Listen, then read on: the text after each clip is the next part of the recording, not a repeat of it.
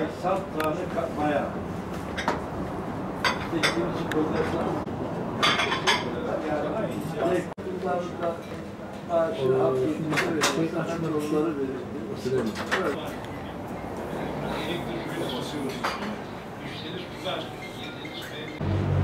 Geriye dönüp baktığımızda ben 11 ülkede ve 29 ülkedeki ajantalarla beraber çalıştığımız yaklaşık 40 ülkede bir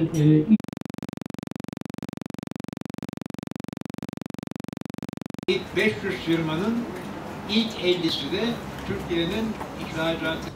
Bugün çağdaş Batı medeniyeti işte ya da Avrupa'nın o gelişmişliği diyelim, teknolojideki üretimi, bunun ötesinde G8'lerin oluşturduğu ülkeler. Hemen uzak doğuya bakıyoruz, bunun yanında bir Çin, nükleer çağı kucaklayan, hemen yanı başımızda da yer üstündeki zenginlikleri değil de yer altındaki zenginlikleriyle ünlü olan Orta Doğu. Ama bir şey dikkatimizi çekiyor değil mi?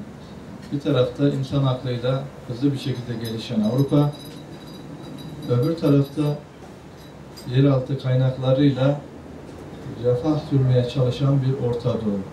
Baktığımız zaman ne görüyoruz? Yer altındaki o zenginliğin aslında yer üstünde her zaman refaha sebep olmadığı, refahı getirmediği, yer altında çıkan o petrolün bazen yeryüzünde, yukarıda kırmızı maalesef insan kanına sebep olduğu hep beraber görüyoruz.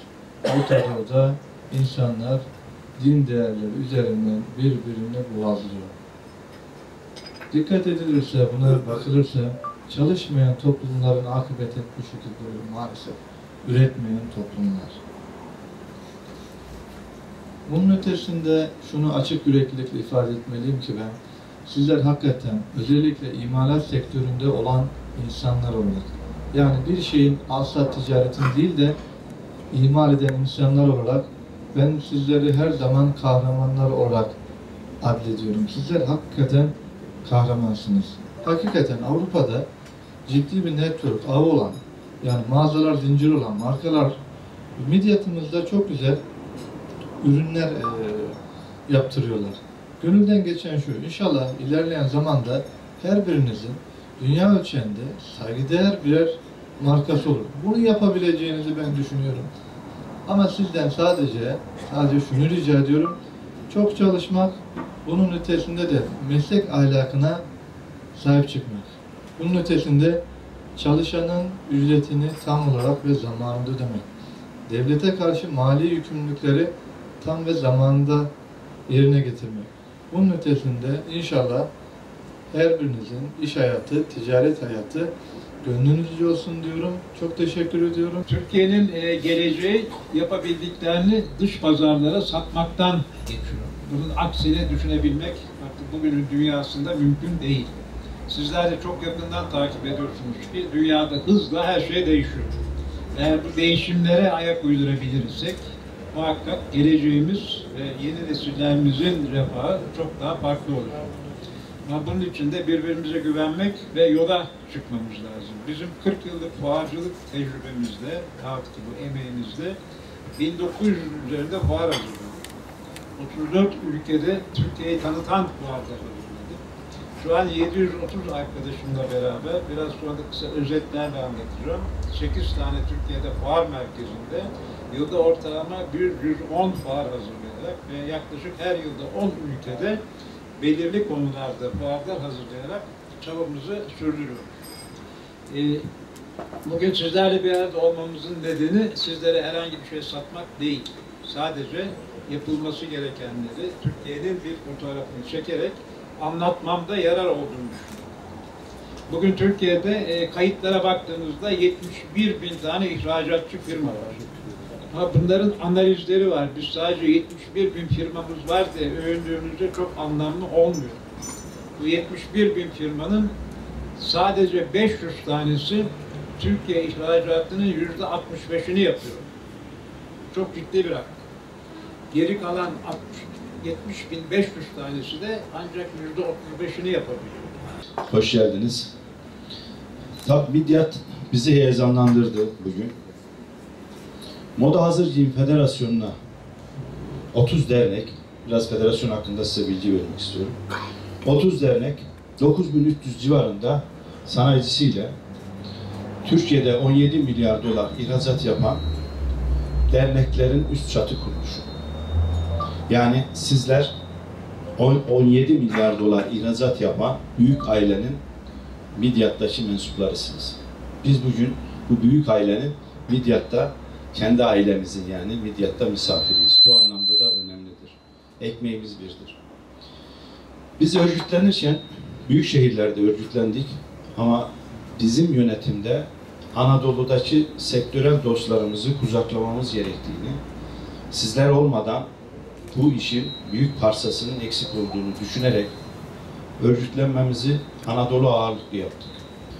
Türkiye'nin dört bir tarafını gezerken Urfa'yı, Mardin'i, Adıyaman'ı, Midyat'ı, Diyarbakır'ı, Denizli'yi yani Türkiye'nin her tarafını bir bütün içerisinde görmeye, bu anlamdaki bütün sektör mensuplarının da birbiriyle tanışarak network olmasına özen gösterdik. Bir fuar organizasyonu yapıyoruz. Fuar organizasyonu dünyada 7.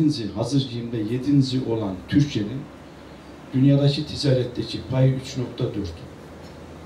Demek ki biz bir şeyi başarmışız ama taslandıramamışız, dillendirememişiz ve dünyadaki paydan yeterince, pastadan yeterince pay alamamışız. Çok zayıf kalmışız. Bunu güçlendirmemiz lazım.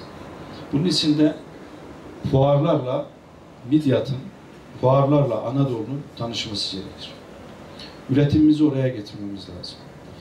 Kendimizi fuarlarda başka firmalarla mukayese etmemiz lazım. Ölçmemiz lazım. Kendi kendimize karne notu vermemiz gerekir. Teknolojiyi, dijitalleşmeyi, katma değeri, know-how'u takip etmek istiyorsak, kendimizi geliştirmek istiyorsak, firmalarımızı 2. 3. kuşağa devretmek istiyorsak, gelişen ve dönüşen dünyadan geri kalmamız mümkün değil.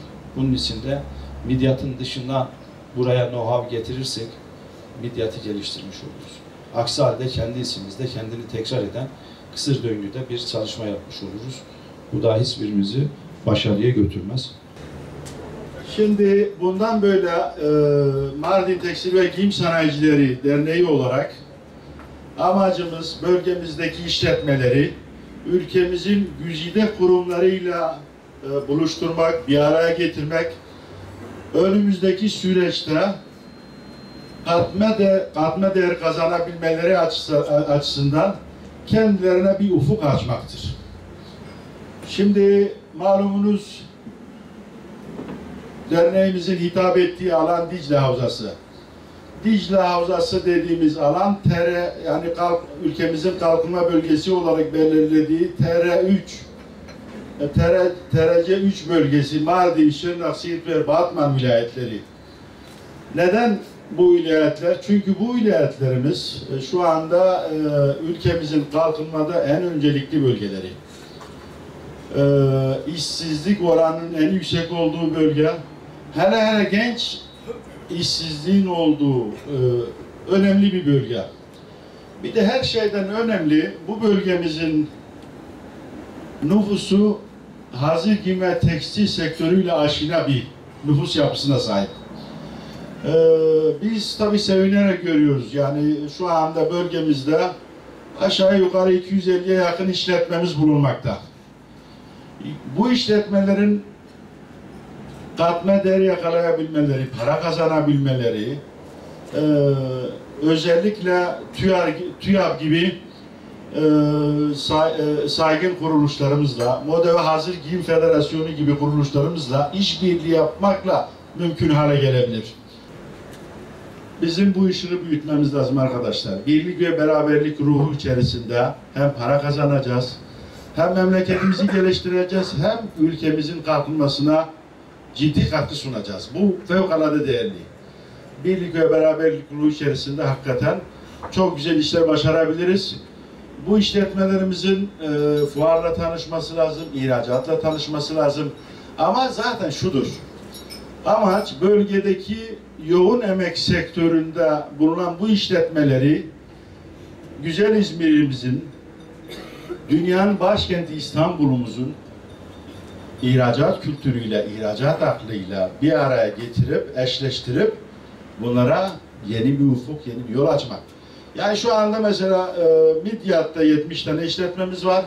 70 tanesinin 5 tanesi bile bunu yapabilirse ileride bunun sayının 70'e çıkmayacağı konusunda benim endişem yok. Geçmişten farklı olarak, geleneksel fuarcılık uygulamalarından farklı olarak neler yapıyoruz bugün teknolojinin ve bize sağladığı imkanları kullanarak biraz onlardan bahsetmek istiyorum. Her fuarımızda olduğu gibi İPEXPO'da tabii ki biraz önce bahsettiğim hedef ziyaretçi programlarıyla alım heyetlerini birebir fuarımıza getiriyoruz. Ancak son 4 yıldır hayata geçirdiğimiz ve efektif bir şekilde kullandığımız B2B eşleştirme programımızdan biraz bahsetmek istiyorum sizlere. Bildiğiniz gibi fuarlar normalde sektörüne göre değişmekle birlikte 3 gün, 4 gün veya bir haftaya kadar uzanan sürelerde katılımcılar ve ziyaretçileri buluştururlar.